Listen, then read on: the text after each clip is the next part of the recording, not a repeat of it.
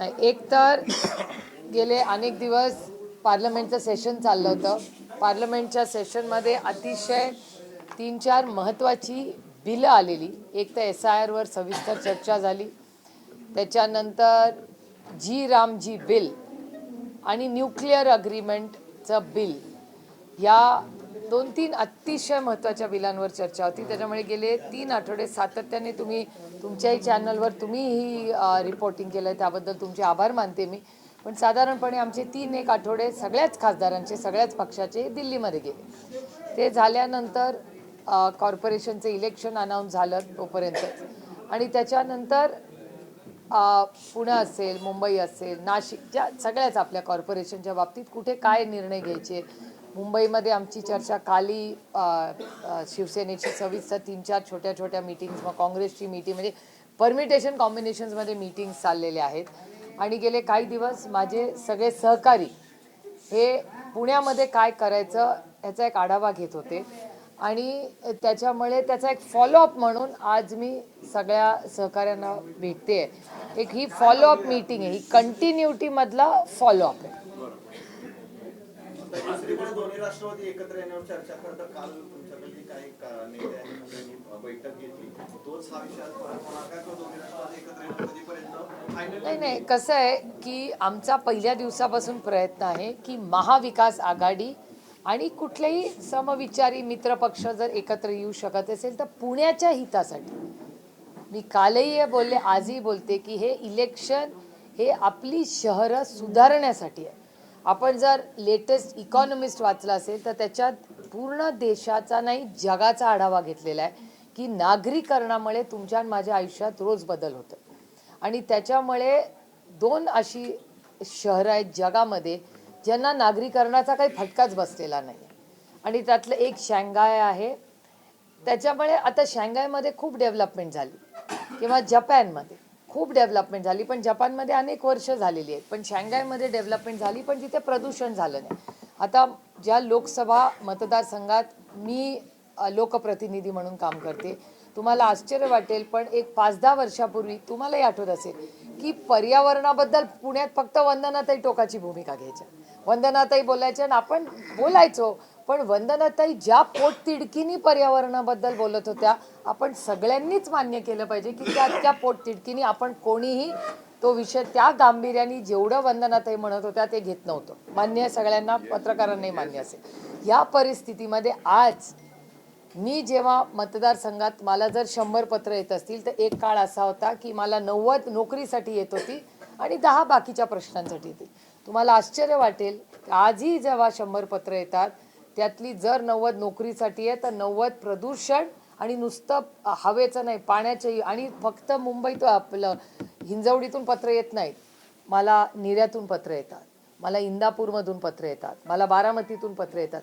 त्यामुळे पाण्याचं प्रदूषण आणि हवेचं प्रदूषण हा एक खूप मोठा विषय हा झालेला आहे. इलेक्शन येतील आणि जातील, पण ह्या गोष्टी जर एकदा हानिकारक झाल्या तर ज्याच्यासाठी आपण सगळे कष्ट करतोय की आपल्या मुलांसाठी पुढं चांगलं व्हावं, आपल्या पक्षाने काहीतरी चांगलं काम करावं, ह्याला 5-10 वर्षांनी खरंच अर्थ राहणार आहे का, हा एक मोठा प्रश्न. म्हणजे माझं स्वतःचं उदाहरण सांगते. मी ह्या ऑफिसपासून इथून पुणे म्युन्सिपल कॉर्पोरेशन 10 पावलावर आहे आणि माझं घर 100 पावलावर आहे इथून.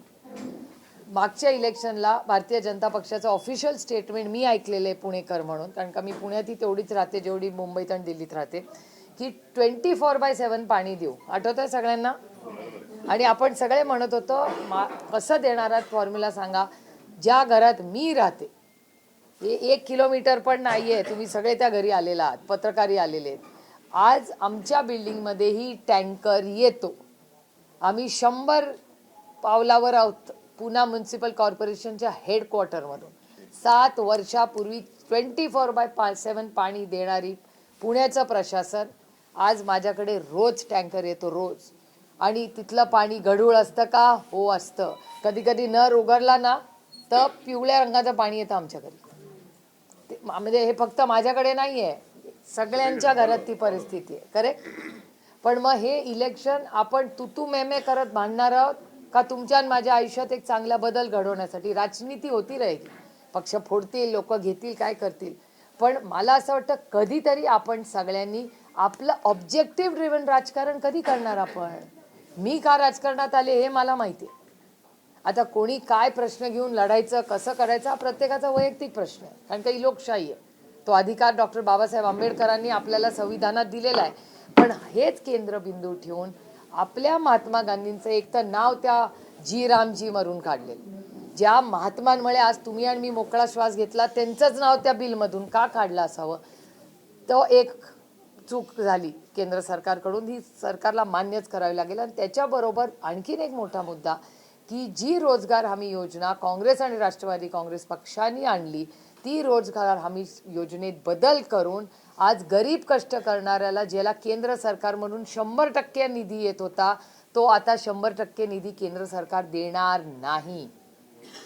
मग कसं राज्यांना परवणार. राज्याची आर्थिक परिस्थिती तुम्हाला सगळ्यांनाच माहिती आहे. या पत्रकारांना तर मला वाटतं FRBM ऍक्ट, मला आता ते बंदच करतील मी बोलायला लागले की. पत्रकार म्हणत असतील आता ही बाई आली म्हणजे आता ही परत त्या FRBM ऍक्टवर बोलणार. कारण का तो प्रॉब्लेम आहेच ना. आपल्या एकट्याचा नाही, देशातल्या राज्यांची आर्थिक परिस्थिती अडचणीत आहे. मुंबईच्याही म्युन्सिपल कॉर्पोरेशनची आर्थिक परिस्थिती अडचणीत आहे आणि तीच परिस्थिती पुण्याची पण आहे. मग आपण ह्याच्या विरोधात लढणार का नाही. आणि ते लढत असताना जर आपल्या विचाराचे पक्ष एकत्र येऊ पाहत असेल आणि चर्चा, माझं म्हणणं आहे लोकशाहीमध्ये चर्चा ही झालीच पाहिजे. आपण नंतर काय निर्णय घ्यायचा तो आपापला असतो, पण चर्चा तर झाली पाहिजे. त्याच्यामुळे चर्चा होते, अनेक लोक भेटत आहेत. तुमच्याच चॅनलवर मी ऐकलं काहीतरी एक गमतीशीर शब्द तुम्ही वापरला की परवा रात्री काहीतरी एक अशी सिक्रेट मीटिंग झाली. काय शब्द मला वापरला, गुप्त बैठक वापरला काय तुम्ही शब्द, गुप्त बैठक झाली वगैरे. मला पण फोन केला, काय तुम्हाला म्हटलं बाबा गुप्त बैठक मला कशी माहिती असेल, तुम्हाला कोणत्या तरी सूत्रांनी सांगितली. ते सूत्र फार ऍक्टिव्ह झालीत गेल्या काही दिवसात. त्याच्यामुळे या सूत्रांच्या या गोष्टी होत राहतील. पण मला असं वाटतं की सगळे आपले सगळे संघटनेत संघर्ष केलेला आहे, जे पुणेकर आहेत आणि पुण्यावर प्रेम करणारे, आणि पुण्यात एक चांगला बदल. मग पाण्याचा प्रश्न असेल, ट्रॅफिकचा प्रश्न असेल. म्हणजे तुम्ही मला विचारलं की आता सुप्रिया तू उभी आहेस आपल्या बालेवाडीला, तर कल्याणी नगरला जाणार का मुंबईला जाणार, कुठे जाल तुम्ही. मुंबईला. पुण्याचा ट्रॅफिक, आणि मी नुसती टीका करत नाहीये, सोल्युशन मॉडेलमध्ये आलं पाहिजे. नुसतं टीका करणं खूप सोपं आहे मला की 7 वर्ष तुम्ही काय केलं नाही. सुप्रिया सुळे, तुम्ही आणि तुमचा पक्ष काय करणार हे तुम्ही आम्हाला कधी सांगणार. मला फक्त पुणा म्युन्सिपल कॉर्पोरेशन ही तिथे सेवा करण्यासाठी आपण का तिथे जावं, कारण का आपल्या नगरसेवकांनी खरंच चांगलं काम केलेलं आहे. आपण मेरिटवर पास होतो. सगळ्या पार्श्वभूमीवर पुण्यामध्ये एक चांगला बदल घडवावा. संघटनेतल्या सगळ्या लोकांची एक सविस्तर आपण चर्चा करावी. प्रत्येकाचा इंडिव्हिज्युअल वॉर्डाचा एक प्लॅन असेल आणि पुणे शहराचा आपला काय प्लॅन असेल, ते सगळं आपल्या सगळ्या ज्येष्ठांची चर्चा करून. आणि मी तुम्हाला बऱ्याच दिवसात भेटले नव्हते आणि त्याला काहीतरी आता आकार द्यायची वेळ आली. अधिकृत घोषणा कधी होणार. अरे अजून चर्चा तर होऊ दे बाबा, घाई काय.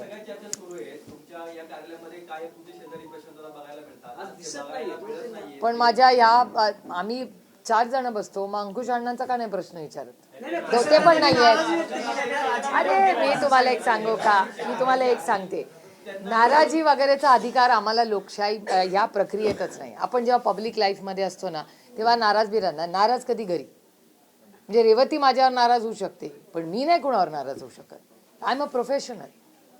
त्याच्यामुळे जर मी लोकसेवेसाठी उतरलेले असेल तर नाराज बिराज शब्द आम्हाला अलाउडच नाही आहेत, आमच्या डिक्शनरीतच नाही आहे. ते सल्ला नाही, मी I practice what I preach. आता ते मीडिया समोर का नाराजी व्यक्त करतात याचं मला माहिती नाही, कारण का मी मीडियाशी नाराजी व्हायचा मला अधिकारच नाही, कारण का मी लोकसेवेत आहे. आपण सेवा करण्यासाठी इथे आलोय. आणि त्याच्यामुळे एक संघटना म्हणून जर त्यांना काही वाटत असेल, काल मी त्यांच्याबरोबर 4 तास बसले, 4 आणि परवा 2. म्हणजे काल माझी मुंबईची सगळी कामं बाजूला ठेवून मी खरं तर राऊत साहेबांना भेटायला जाणार होते.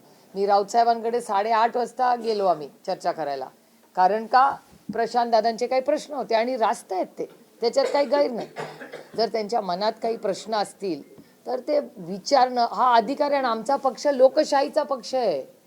त्याच्यामुळे आम्ही कुठलाही निर्णय कुणावर कधी रेटत नाही, कारण का हा पक्ष शेवटचा कार्यकर्ता केंद्रबिंदू आमच्यासाठी आहे आणि त्या शेवटच्या कार्यकर्त्याचं मत आणि मन हे आदरणीय पवार साहेबांनी 6 दशकं जपलेलं आहे. त्याच्यामुळे जोपर्यंत तो शेवटचा कार्यकर्ता समाधानी होत नाही तोपर्यंत पक्ष कुठलाही निर्णय घेणार नाही आणि हा लोकशाहीने चालणारा पक्ष आहे. त्याच्यामुळे प्रत्येक कार्यकर्ता, पदाधिकारी, नेता ह्याचं मत आमच्यासाठी महत्वाचं आहे.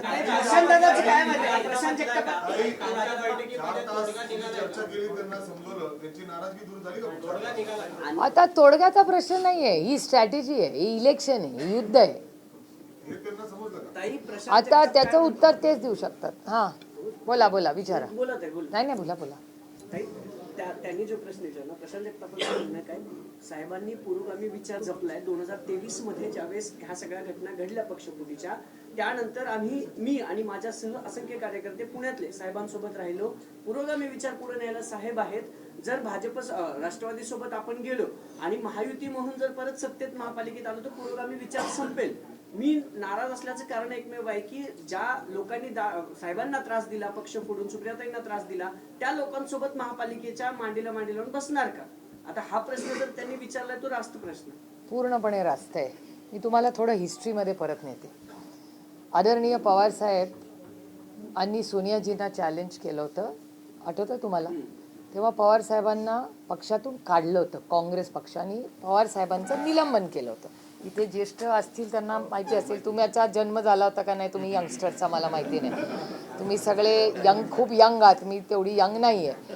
पण मला ते दिवस क्लिअरली आठवत आहेत की तेव्हा आदरणीय पवार साहेबांनी सोनियाजींचा सिटिझनशिप आणि त्याच्यावर हे झालेलं आहे, हे वास्तव आहे या देशाचं आणि मी त्याची साक्षीदार आहे. आणि ते झाल्यानंतर आम्ही पवार साहेबांवर, तारिकभाईंवर आणि संगमा साहेबांवर ॲक्शन घेतली. त्यांना पक्षातून काढण्यात आलं. पक्ष नवीन स्थापन झाला, राष्ट्रवादी काँग्रेस पक्ष.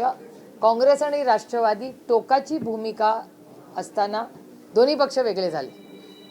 वेगळे झाल्यानंतर इलेक्शन झालं आणि UPAचं गठबंधन झालं नव्हतं तेव्हा काँग्रेस वेगळी लढली, राष्ट्रवादी काँग्रेस. मी एक गोष्ट प्रांजळपणे मान्य करते आणि शिकण्यासारखी गोष्ट, आणि ते खूप राजकीय कार्यकर्ते त्यांच्यासाठी जास्त आहे. मी स्वतः माझ्या डोळ्यांनी पाहिलं आणि अनुभवलं आहे की हा सोनियाजींचा मनाचा मोठेपणा होता की सोनियाजी आमच्या घरी आल्या. हा सोनियाजींचा मोठेपणा आहे. आय रिपीट मायसेल्फ की एवढी लढाई झाली होती, त्यांनी पवार साहेबांवर ॲक्शन घेतली होती. पवार साहेबांनी वेगळा पक्ष त्याच्यामुळे काढला, त्यांना पक्षातून काढल्यामुळे. त्यानंतर सोनियाजींचा मनाचा मोठेपणा होता की त्या स्वतः त्या निरोप पाठवू शकत होत्या. त्यांची मोठ्या नंबरनीच काँग्रेस निवडून आली होती. पण हा सोनियाजींचा मनाचा मोठेपणा की त्या स्वतः आमच्या घरी आल्या. त्यांनी आदरणीय पवार साहेबांना सांगितलं की आपल्याला UPAचं सरकार करायचंय, झालं गेलं विसरूया, आता देशामध्ये आपण एकत्र येण्याची गरज आहे. आणि 10 वर्ष UPA, आणि तेवढंच नाही, सोनियाजींचा एवढा मोठा मन त्यांचं आहे की त्यांनी सांगितलं हे डिपार्टमेंट तुम्ही म्हणाल ते डिपार्टमेंट, तुम्ही म्हणाल ती पूर्व दिशा, चला आपण सगळ्यांनी एकत्र. आणि तो दिवस आणि आजचा दिवस कधीही काँग्रेस पक्षाने किंवा त्यांनी कधी तो विषय परत काढला नाही आणि आम्हीही तो काढला नाही. 18 वर्ष इथे सत्तेत राहिलो एकत्र. तू मग थोडा घरमेवी होता यार, बायकोशी कधीतरी होतं ना भांडण थोडंसं, मग जातं, असं होतं या गोष्टी. त्यामुळे ह्या गोष्टी होत असतात. पण राजकारणामध्ये कधी कधी या गोष्टी कमी जास्त होत असतात. त्याच्यामुळे आपण सगळ्यांनीच समंजसपणाने आपल्या अंतरात्म्याला जे योग्य वाटतं ते आपल्यानी करावं. आणि ह्याच्यात कुठलीही विचारधारा कॉम्प्रोमाइज नाही, ह्याच्यात कुठलंही मोठं धोरण कॉम्प्रोमाइज नाही. आणि मी स्वतः मी त्यांना हे सगळे अश्युरन्सेस मी स्वतःच दिले. त्याच्यामुळे there is nothing lost in translation. म्हणजे असं नाही की मी ह्यांच्या थ्रू निरोप no no no, nothing is lost in translation. Prashant दादा काली पक्षाला महत्त्वाचे आहेत, आजही आहेत, उद्याही आहेत. मी त्यांना काय स्ट्रक्चर आहे, जर एक तर अलायन्स ऑफिशियली झालेलंच नाही आहे, चर्चा सगळ्यांची चाललेल्या आहेत, अजून काही अधिकृत झालेलंच नाही. आणि एका सशक्त लोकशाहीमध्ये चर्चा ही झालीच पाहिजे. मी तुम्हाला सांगते, जेव्हा लोकसभेत एखादं बिल येतं त्याच्या आधी भारतीय जनता पक्षाचे पार्लमेंटरी अफेअर्स मिनिस्टर हे काँग्रेस पक्षाला पहिला फोन करतात आणि म्हणतात की काँग्रेस पक्ष आम्हाला हा बिल आणायचा आहे, काय करूया. मग ते भेटतात. मग आमची एक BSC नावाची एक ग्रुप आहे, बिझनेस ॲडवायझरी कमिटी. त्याच्यात आम्ही विपक्ष आणि सत्ताधारी एकत्र बसतो, स्ट्रॅटेजी करतो आणि बिल आणतो आणि मग बिल पास करतो. मग ह्याला सेटिंग म्हणायचं का, काही पार्लमेंटरी प्रक्रिया म्हणायची. एका लोकशाहीत एकमेकाशी बोललं पाहिजे आणि त्याच्यातून जर नाही जमलं तर प्रत्येकाला अधिकार आहे ना, पण चर्चा तर झाली पाहिजे ना. चर्चा करूनच मार्ग निघतो. आणि जर पुण्याच्या हितासाठी आपण एकत्र काही मित्र पक्षांची काही एकत्र चर्चा करत असलो तर त्याच्यात गैर काय. कोणाची? माझी नाही अजून भेट झालेली, पण अंकुशांना भेटलेले आहेत, वंदनाताई त्या सगळ्यांची, सुनील टिंगरेंची, चेतन तुपे, ती तो सगळा ग्रुप रोज भेटत आहे. नाही, मला कुणालाही भेटायला काही प्रॉब्लेम नसतो. मी फक्त आता या सगळ्यांची चर्चा करून काय आत्तापर्यंत डिस्कशन झाले, कारण का आत्ता वंदनाताई पण मॅनिफेस्टोच्या काही कामासाठी गेल्या आहेत. प्रत्येकजण आपापलं आता डिव्हिजन ऑफ लेबर झालेलं आहे. त्यामुळे ते सगळे करून जेव्हा ह्यांचं नक्की काय ते कार्यकर्ता प्रत्येक त्याचं ऐकून घेतल्यावरच मगच मी दादांशी बोलणार ना. कारण का पूर्ण क्लिअरन्स असल्याशिवाय आणि प्रत्येकाच्या मनात काही शंका असेल, ती शंका जोपर्यंत पूर्णपणे सुटत नाही तोपर्यंत मी पुढे जाणार नाही. कारण मला या गोष्टीची जाणीव आहे की ह्या 2.5 वर्षाच्या संघर्षामध्ये प्रत्येक कार्यकर्ता ज्यांनी स्वतःवर केस घेतली असेल, जो रस्त्यावर सत्तेच्या विरोधात लढला असेल, तो प्रत्येक कार्यकर्त्याची सगळी जबाबदारी सुप्रिया सुळे स्वतः संपूर्ण महाराष्ट्रात जिथे कुठे अलायन्स होईल तिथे घेणार. हे रेकॉर्ड करून ठेवा आणि परत रिपीट करा कधी गरज पडली तर, पण ते रिपीट दाखवायची वेळ येणार नाही. आत्ताचं एकत्र येणं हे फक्त निवडणुकीपुरतं असणार आहे की विलिनीकरण, पक्ष विलिनीकरण म्हणून तुम्ही कसा विचार करता? मी अजून तेवढा विचारच करत नाही, कारण का आय लिव्ह द मोमेंट. आता उद्या इथे पाऊस पडून काय प्रॉब्लेम येईल का, आय हॅव नो आयडिया. आता पुण्यात थंडी 10 डिग्रीवरनं 8 डिग्रीवर जाईल का, आय हॅव नो आयडिया. ते weather.com ला विचारायला लागेल. त्याच्यामुळे आत्ता I am living the moment. आत्ता व्हॉट इज इम्पॉर्टंट, आत्ता महत्त्वाची गोष्ट काय की आत्ता हे इलेक्शन आहे. काँग्रेसची आणि शिवसेनेची मी रोजच चर्चा करते. इथे हे सगळे यांचा काही अनेक प्रस्ताव आले. सुनील दादांचं माझं बोलणं झालंय, चेतन तुपेंचं आणि माझं बोलणं झालंय. नानांनी तर TV वरच सांगितलं की 1 महिन्यापूर्वी त्यांचं माझं बोलणं काय झालं होतं. त्यामुळे ह्या चर्चा सगळ्यांची, एक तर मी सगळ्यांची नेहमीच बोलले, म्हणजे 2.5 वर्षापूर्वी पण मी सगळ्यांची बोलतच होते. मी कधीच कोणाची बोलणं थांबवलं नाही, कारण का एका लोकशाहीमध्ये प्रत्येकाची कारणं असतात, त्यांचं काय विचारधारा असते ते आपल्याला मान्य करावं लागतं.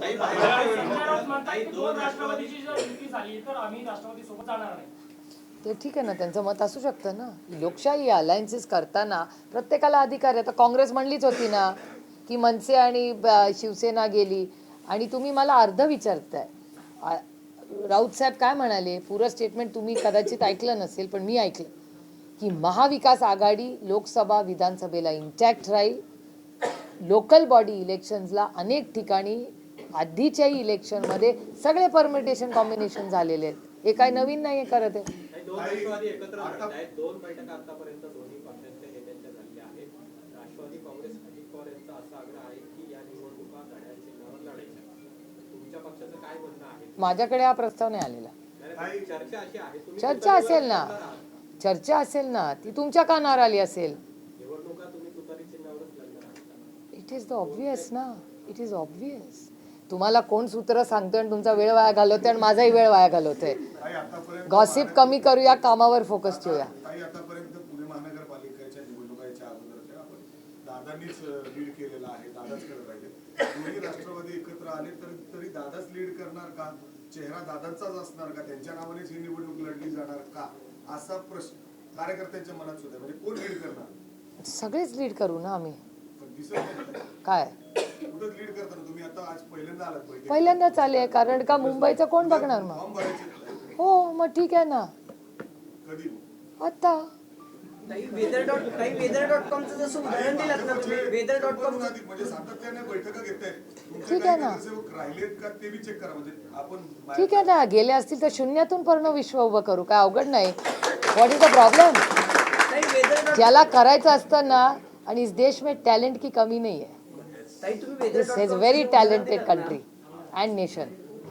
weather.comचं जे उदाहरण दिलं ना की वातावरण, तसंच सुप्रिया सुळे ज्या आहेत ना त्या प्रत्येक कार्यकर्त्याशी बोलतात, म्हणजे अगदी कार्यकर्त्यांशी पण बोलतात. प्रशांत दादांशी पण तुम्ही बोललात, तुम्ही दादांशी पण बोलायचं म्हणतात की मी कुणाशी बोलतो, तुम्ही साहेबांशी पण बोलतात. तुम्ही काहीतरी ठरवलं असेल ना, पक्षांशी बोलून, प्रदेशाध्यक्षाशी बोलून, साहेबांचं तुमचं बोलणं झालं असेल, कारण 2-3 दिवसात सगळंच क्लिअर होणार आहे. आता काहीतरी स्ट्रॅटेजी तुम्ही आखली असेल ना की पक्ष म्हणजे कुठं मी तुम्हाला कोणासोबत आधी जायचं. सांगितलं मेरा पेट बहुत बड़ा है. ताई, दोन्ही ठाकरे एकत्र येतात महानगरपालिका निवडणुकीपासून आज गोष्ट आलेत ताई. केली त्यांनी काय ते अधिकृत म्हणजे इट वॉज ओनली ते अनाऊन्समेंटच राहिली होती, बाकी सगळं तर ठरलंच होतं ना. त्याच्या पहिल्या मोठ्या कार्यक्रमाला सगळ्यात उत्साही मी आत्या म्हणून होते. माझे 2 बंधू एकत्र येत असतील तर माझे आनंदच आहे. हा राजकीय परिणाम काय असतील? तुम्ही देखील दिसलात, त्यांना दोघांना एकत्र आणण्यासाठी तुमचा देखील नाही, माझा नाही. सगळ्यात मोठा पुढाकार राजजी आणि उद्धवजींना एकत्र आणण्यात सगळ्यात मोठं योगदान कुणाचं असेल तर ते राऊत साहेबांचं आहे. राऊत साहेबांनी कष्टांची पराकाष्ठा केली आणि ते कुटुंब एकत्र आणण्याचं क्रेडिट अर्थातच त्या कुटुंबातल्या सगळ्या फॅमिली मेंबर्सला आहे, पण त्याच्यात सगळ्यात मोठा फॅमिली मेंबर जो प्रेमाने त्यांनी केलं त्याचं नाव संजय राऊत साहेब आहे. पण आज कसं बघताय, जे एवढे वर्ष दोघं एकमेकांना टीका करत होती, मुलं एकमेकांना भेटत नव्हती, आज भेटतायत. पण याचा चांगली गोष्ट आहे परिणाम ना. महानगरपालिकेच्या निवडणुकीवर कसा राहील तुम्हाला वाटतं? त्यांनी त्या तुमच्या पण चॅनलनी सर्वे केलेच असतील ना. मग सर्वे करतात ना इलेक्शनला, आम्हाला पण दाखवतात ना सर्वे या इलेक्शनच्या आधी. माझ्या शुभेच्छा आहे. जशी आपण इथे चाचपणी करतो 2 राष्ट्रवादी आणि काँग्रेस, तर इथे आपण दोन्ही ठाकरेंना सोबत घेणार आहोत का? माझी चर्चा आहे. नाही, आमचा प्रयत्न आहे महाविकास आघाडी प्लस राष्ट्रवादी अजित पवार असा आमचा प्रयत्न शेवटपर्यंत राहील. आणि मनसे पण एव्हरीबडी. काही वेगळा प्रश्न आहे, पर्यावरणाचा तसंच लोकसंख्येचा प्रश्न आहे. अशातच नवनीत राणांनी वक्तव्य केले की 3-4 मुलं जन्माला घेतली. मला नाही माहिती, मी ऐकलेलंच नाही विधान, त्याच्यामुळे मला बोलता येणार नाही त्याच्यावर. विशाल तांबेंनी न लढण्याची भूमिका घेतली आहे, तर त्यांचं काय नेमकं कारण आहे? नाही, ठीक आहे ना, प्रत्येकाला आपापलं कारण असतं. त्यांना वाटत असेल लढायचं नाही, लोकशाही आहे, लढायचं का नाही लढायचं हा प्रत्येकाचा वैयक्तिक प्रश्न आहे ना. चांगले उमेदवार जे आहेत ते सिटिंग नगरसेवकात अशी जर भूमिका घेत असतील तर काउंट नाही, काउंट म्हणजे एक तर मी तुम्हाला आधी सांगितलं की विशाल तांबेंनी लढावं अशी माझी स्वतःची इच्छा होती. आणि ज्या पद्धतीने म्हणजे आज भारतीय जनता पक्षामध्ये भारतीय जनता पक्ष कमी आणि काँग्रेस आणि राष्ट्रवादी जास्ती असे, त्याच्यामुळे मग होतं तेच बरं होतं ना. काँग्रेस मुक्त भारत करायला गेले तर आता पुणे हे बीजेपी ओनली काँग्रेस एनसीपी झालेले. मग ते कुठल्याही चिन्हावर लढले तर का फरक पडतं. मग ते आमच्याकडे होते तेव्हा चांगले होते ना. 11 वर्षापूर्वी नाही, नाराज साहजिक आहे ना. नाही, साहजिक आहे ना. कुठल्याही पक्षामध्ये साहजिकच आहे ना. जर ओरिजिनल ज्यांनी खूप कष्ट करून विरोधात असताना ज्या सगळ्यांनी हा पक्ष बांधण्याची काम केलं, आज ते भारतीय जनता पक्षात कुठेच दिसत नाहीत. आणि हा कॉमन फिनॉमिनॉन आहे. आणि त्यांनी फक्त एवढंच सांगितलं की काँग्रेस मुक्त भारत. आता सगळीकडे काँग्रेस, आणि जी परवाचा पण रिझल्ट लागला त्याचा अर्ध्याहून जास्त क्रेडिट काँग्रेस पक्षाला आहे. राज्य में नए राजनीतिक समीकरण दिखाई दे रहे हैं. आज दोनों ही ठाकरे एक साथ खड़े हो चुके हैं, तो अलायंस करेंगे. किस तरह अरे हर कॉरपोरेशन महाराष्ट्र में हर कॉरपोरेशन इलेक्शन में ऐसा होता है. थोड़ा डेटा देखिए, हर 5 साल का यही होता है. कब सब साथ में आते हैं, कब कई अलग से लड़ते हैं. तो महाराष्ट्र में हमेशा हुआ है. आपको याद होगा पिछली बार जब इलेक्शन हुआ था 7 साल पहले, तब शिवसेना और ये बीजेपी साथ में सरकार में थी लेकिन इलेक्शन अलग लड़ा था. तो ये कॉम्बिनेशन परम्यूटेशन हमेशा होता है. महाराष्ट्र में कोई नई बात नहीं है. वो उनकी स्ट्रैटेजी है ना, उनको तो अधिकार है ना उनको. We are also in discussion with we are also in discussions with everybody. सबसे हम बात करेंगे और आज कल में हम पुनः फाइनलाइज करना चाहते हैं सब कुछ.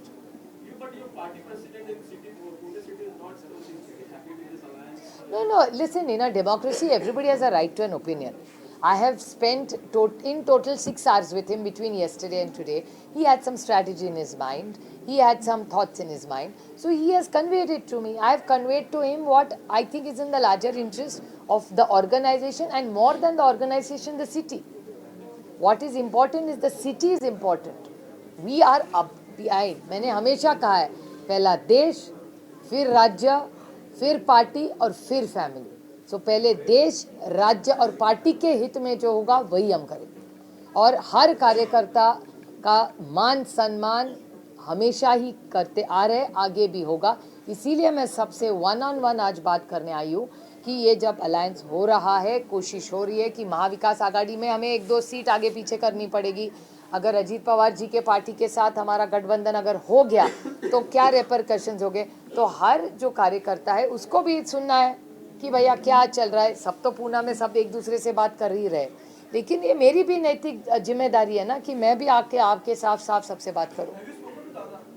Yeah, we are in touch, but unless I have something productive to offer to discuss, everybody is under pressure of time, no?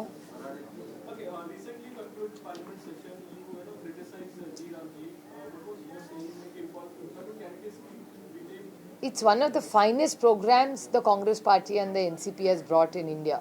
It's very unfortunate that two major things which we objected to. One is changing of the name to remove Mahatma Gandhi's name. It was really objectionable, point number one. And point number two, the breakup of the amount. Government of India used to pay 100% wages of the Narega program. Now it's going to be 60-40.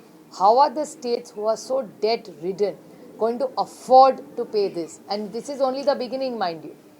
Once the Finance Commission report comes, then what is going to happen? If they keep decreasing, then in a few years it will become zero from Government of India. Can Government of Maharashtra or any state government afford this? They can't. And it was a demand-driven program. It won't be a demand-driven program anymore. That is the unfortunate part. And it will hurt most, it will hurt the poor of this country. My last question, after the announcement of the election, you came for the first time. What are your plans to go in the elections for this local body? No, we are very clear. We all live in this city. We love this city. The city has given all of us a lot. I think we owe it back to the city and the citizens of the state, of this Pune city. So we have to work towards traffic, towards water issues, towards garbage issues, serious civic issues and challenges which are not addressed. ताई, शेवटचा प्रश्न BMC बद्दल. ठाकरे बंधू एकत्र आले, त्यांच्यातलं जागा वाटप ठरलंय. आपण त्यांच्यासोबत लढणार असू तर तुमच्या वाट्याला किती जागा आलेल्या आहेत? काल रात्री आमची सविस्तर मीटिंग झाली मुंबईसाठी आणि त्याच्यामध्ये आणखीन काही त्यांनी सीट आम्हाला वाढवून दिले आहेत, पण आमच्या काही मागण्या आहेत कारण का आमची 1-2 सिटिंग आहे. त्यामुळे आज आम्ही त्यांना विनंती केली आहे कारण का आम्ही काँग्रेसशी काल बोललेलो आहोत. आमचा अजूनही प्रयत्न आहे की काँग्रेसनी आणि आपण सगळ्यांनी एकत्र लढावा असा आमचा प्रयत्न शेवटच्या दिवसापर्यंत माझा तरी राहिलंच. त्यामुळे काल आमची काँग्रेसची सविस्तर मीटिंग झाली, आमची शिवसेनेची पण झाली. त्यामुळे आज आम्ही ठरवलं की आज रात्रीपर्यंत, कारण का शेवटी कार्यकर्ते अस्वस्थ असतात, सगळ्याच पक्षाचे फॉर्म भरायचा असतो, त्यांचा प्रचार असतो. त्याच्यामुळे आमचा प्रयत्न आहे की आज रात्रीपर्यंत मुंबईचं जे काय असेल तो निर्णय सेना आम्ही आणि काँग्रेस बसून फायनलाइज करणार. जागाचा नंबर राखीताई कडे लिस्ट आहे, काहीतरी 15-16 तुम्ही रिपोर्ट केला आहे ऑलरेडी. त्या क्लिअर झाल्यात, अजून क्लिअर व्हायचे आहेत. फर्स्ट फेज नाही हो, जे नगरपालिकेला झालं तेच होणार आहे. त्याच्यामुळे सगळे फॉर्म भरून होऊ द्या आणि मग आपण एकमेकाशी बोलू की कोण कुठे काय लढतंय, कारण का आता काय सुधरतच नाही कोणाला.